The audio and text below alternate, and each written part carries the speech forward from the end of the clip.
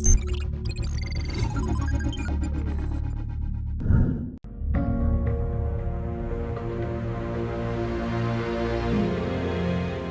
new BMW 7 Series is all set to storm in. Now this is still the 6th generation car, but with a lot that has changed on it.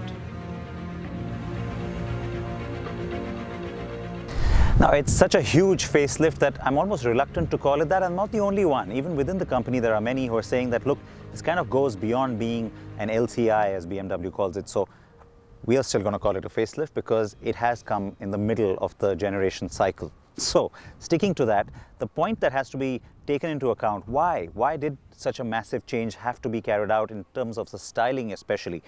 Well, here's the thing. A large part of the feedback on the current generation car has come from people saying that, look, the car doesn't look stately enough. It doesn't look as opulent or imposing as something like this should, especially when you compare to the competition. And so where is most of that feedback coming from? China, because more than 40% of the 7 Series family sells in China. Yes, so it's no surprise that Chinese buyers therefore had a lot to perhaps contribute in a sense to what's finally happened when it comes to the actual changes, the actual facelift. So yes, the idea was to get the car into a higher echelon and also get its sales moving. One look at it and you certainly will know right away that this is a new car for sure. Updated laser lights and the overall housing has gotten a lot slimmer. That's part of that intentional new design language that you're seeing from BMW. I will get to the elephant in the room, the rather big one, in just a bit, but let me get through some of the other stuff. The hood has been completely redesigned to give the car a more upright, taller, straighter, vertical kind of a look. And it's also what you see in the bumper, a lot more straighter, more upright, standing kind of a proportion. You see it in the fenders, you see it at the rear, in the rear bumper, as well as the rear fenders too. And the logo. So when they did all this, they realized that the car's existing logo was looking, well, it kind of disappeared. And so they had to make that about 12 millimeters larger in diameter as well. So largest BMW logo ever. Speaking of which, let's come to that thing that everybody wants to talk about when it comes to this car, the grille. You think it's bigger? Yeah? Well, yes, it's bigger. It's a whole lot bigger. And speaking of the largest in BMW's history, yes, this grille is the largest too. Now, the X7 is the most upright, the tallest grille that they've ever done for the kidney grilles, but this is the widest. And so in terms of surface area, this is the biggest that they've ever done. Why? Well, we already talked about how the car needed to look a little more opulent and all of that, so I won't go there, but you're wondering how much bigger it is, right? That's the thing you want to really know. You won't be able to guess this one. 47% bigger than the one on the outgoing car, believe it or not.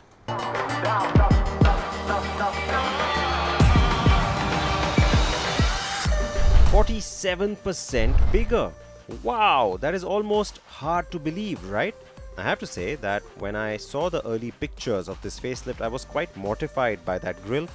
Having spent some time with the car, I have surprised myself. It has not just grown on me, quite literally, I actually kind of like it now. The window glass is now 5.1 millimeters thicker than before, and there's also extra insulation inside the rear wheel arches, and the fact that the cabin is quieter is true. At the back, the car looks quite handsome. The full stretch LED light strip stays on with the front daytime running lights. The new look tail lights have a rather sculpted look and are attractively designed. The powerful diesel is the 750D with 400 horses, and then there's the 320 horsepower 740D model. And while the 730D uses the same inline 6 engine as those two, it is tuned to 260 bhp and has 620 Nm of torque. The gearbox is the same across the range.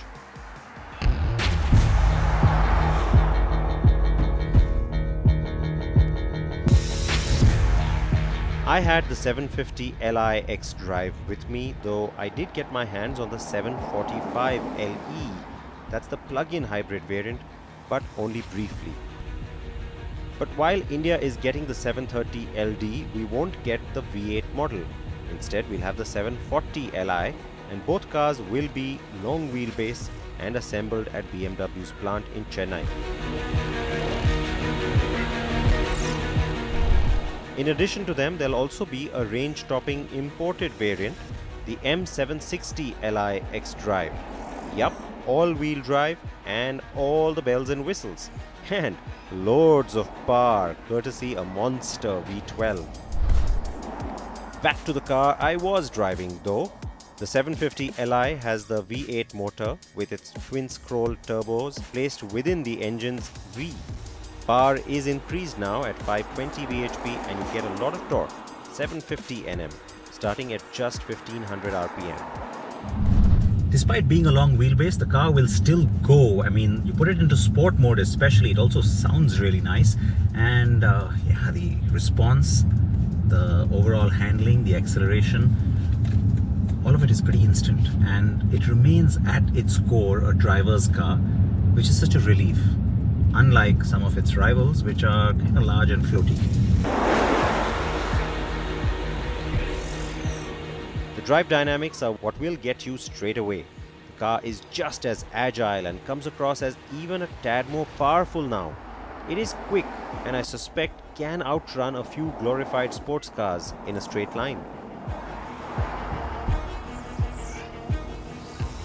As is the case with most cars and especially luxury offerings these days, the big focus is on technology.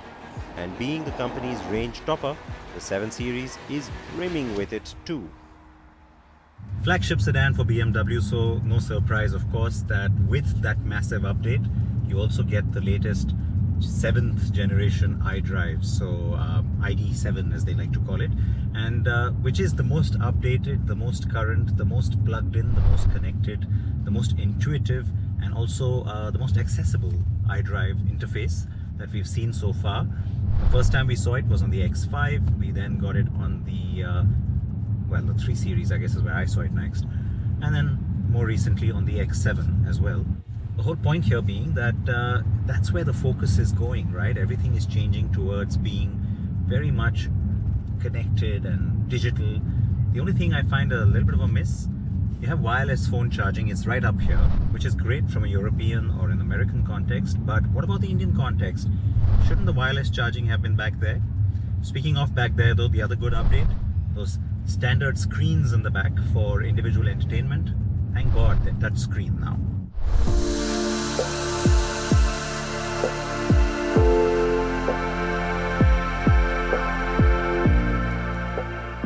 And that rear seat is ample, comfortable, and can be configured as a bench or with individual reclining seats. Optional equipment ranges from massage functions, the touchscreen entertainment packages, and much more. And then of course there's also the virtual assistant. Hi BMW, I'm feeling stressed. I have activated the Relax program.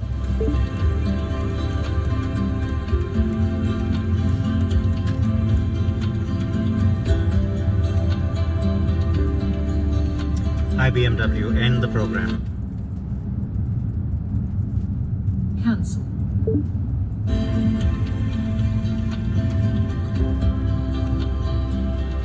Hi BMW, end Relax program.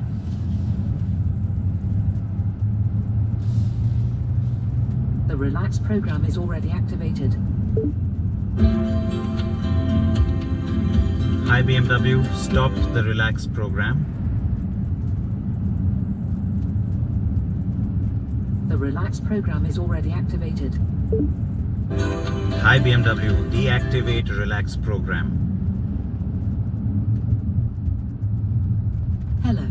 What can I help you with? Deactivate Relax program. Please. The Relax program is already activated. Yeah, I feel really relaxed right about now because I'm not frustrated at all.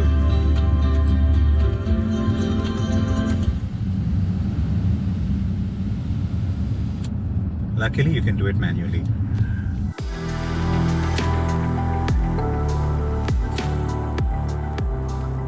Too much technology, right? But we better get used to talking to our cars to get things done, as the speech recognition is only getting better and more all-pervasive, and also a lot more intuitive. So the new updated 7 Series has enough going for it to truly stand tall as BMW's flagship product. It is capable and clever, and also looks the part more convincingly now. It's also still a lot more fun to drive than most rivals, should owners ever get out of the back and get in the driver's seat. And that for me is what makes it truly special once again.